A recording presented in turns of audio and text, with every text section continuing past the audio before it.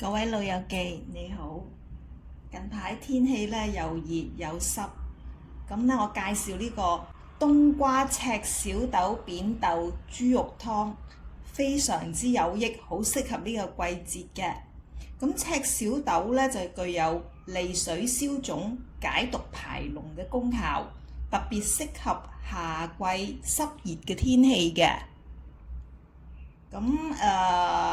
同埋咧，佢對水腫啊、濕疹啦、減肥都有幫助嘅。咁而扁豆咧都係一樣有祛濕嘅功能。咁同呢個赤小豆咧一齊煮就係最啱㗎啦。特別適合脾胃虛弱、容易腹瀉嘅人喺夏天暑濕嘅天氣嘅。